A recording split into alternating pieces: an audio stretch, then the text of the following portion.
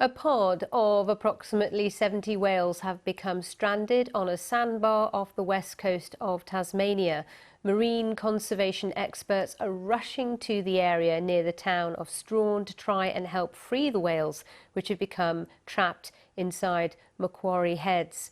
It's believed the pod are a group of pilot whales, according to Tasmania police, which are a type of whale frequently involved in mass strandings in the Australian state. We can go live to Sydney now to speak to marine biologist and science communicator Vanessa Pirotta. Vanessa, thanks for being on the programme. What more can you tell us about all these whales and the efforts to try and rescue them? Well, we're definitely learning more as the day unfolds. And so what appears to be 70 pilot whales, in this case, which are stranded, could in fact be over 200, but that's not confirmed just yet. So what's happened is we may have had a navigational error from a pilot whale, in this case, or many pilot whales.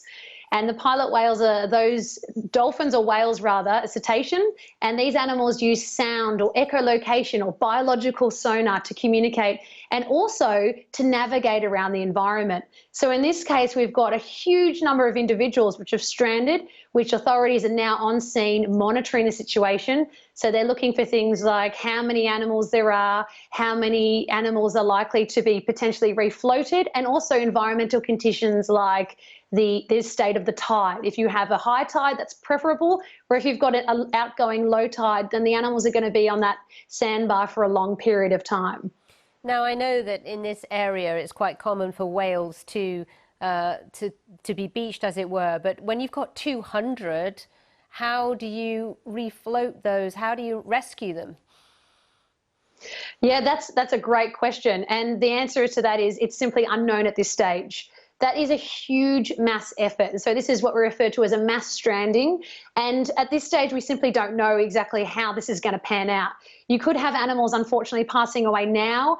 They've been on the sandbar for quite a period of time. So their stress levels are really high. Their cortisol levels are really, really high.